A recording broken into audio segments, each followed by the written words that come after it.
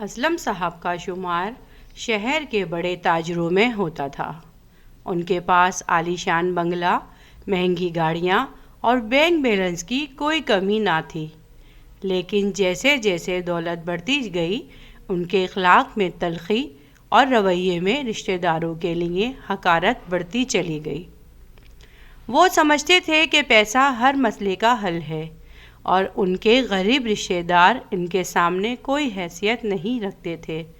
وہ اپنے بہن بھائیوں اور عزیزوں سے ملنا تو دور، ان کا فون اٹھانا بھی گوارا نہیں کرتے تھے۔ اگر کوئی رشتہ دار کسی مجبوری یا مدد کے لیے ان کے پاس آتا تو وہ اسے ذلیل کر کے نکال دیتے۔ ان کا کہنا تھا، یہ سب لوگ میری دولت دیکھ کر میرے پیچھے آتے ہیں، میری کامیابی میں ان کا کوئی حصہ نہیں، تو میں ان پر اپنا وقت اور پیسہ کیوں ضائع کروں؟ ان کی اہلیہ شمیم انہیں بہت سمجھاتی تھی کہ اسلم صاحب رشتے ناطے اللہ کی دی ہوئی نعمت ہیں، ان سے منہ نہ موڑیں، لیکن وہ شمیم کو بھی ڈانٹ دیتے کہ وہ ان کے معاملے میں دخل نہ دے۔ وقت گزرتا گیا اور اسلم صاحب اپنی انا کی دنیا میں مگن رہے، لیکن قدرت کا اپنا ایک الگ ہی نظام ہے۔ ایک دن اچانک دفتر میں کام کے دوران ان کے سینے میں شدید درد اٹھا اور وہ وہیں بے ہوش ہو گئے۔ جب ہوش آیا تو وہ اسپتال کے بستر پر تھے اور ڈاکٹروں نے انکشاف کیا کہ وہ ایک ایسی پیچیدہ بیماری کا شکار ہو گئے ہیں جس کا علاج طویل عرصے اور صبر آزمودہ ہے۔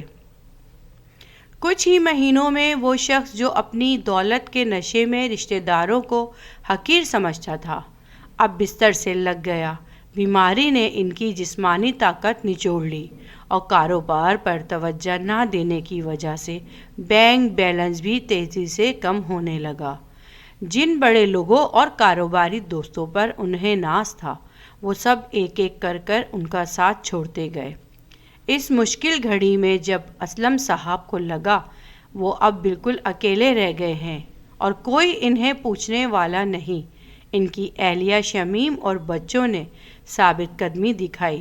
شمیم نے دن رات ایک کر کے ان کی تیمارداری کی اور اپنے شوہر کے تلخ رویے کے باوجود ان کا سہارا بنی۔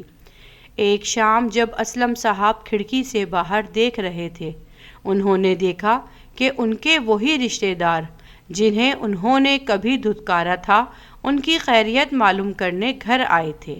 اسلم صاحب کی آنکھوں سے آنسو جاری ہو گئے۔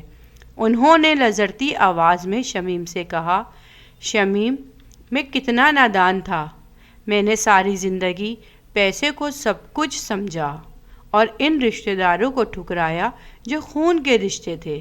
آج جب میرے پاس طاقت نہیں رہی تو وہی لوگ کھڑے ہیں جنہیں میں نے کبھی انسان بھی نہ سمجھا تھا۔ میں اپنی گمراہی کی دنیا میں اتنا کھو گیا تھا کہ خلوص کی پہچان بھی بھول گیا تھا۔ اسلم صاحب اب پہلے جیسے تو نہ تھے، لیکن ان کے اندر کا وہ معزز انسان زندہ ہو چکا تھا جو کبھی انہوں نے خود مار دیا تھا۔ انہیں اب ان رشتہ داروں کی قدر اور احساس ہونے لگی جنہیں وہ بالکل حقیر اور فقیر سمجھا کرتے تھے۔ دولت کے آگے انہوں نے رشتے کو کبھی ترجیح نہ دی تھی، لیکن اسلم صاحب کے اندر کا انسان جب جاگا تو وہ آہستہ آہستہ اپنے ہی اندر ندامت کے آنسو رونے لگے، پر وہ اس کا اظہار اپنی بیوی کے سامنے بھی نہ کر سکے۔ لیکن قدرت نے جب انہیں یہ دکھایا کہ پیسہ سب کچھ نہیں، اصل چیز، اصل طاقت جو اللہ نے بنائے ہیں رشتے، اور خاص طور پر خون کے رشتے، وہی ہیں۔ جب برا وقت پڑے اور آپ کے ساتھ آپ کے اپنے رشتہ دار کھڑے ہوں تو آپ سمجھیں کہ اصل حقیقت زندگی کی یہی ہے۔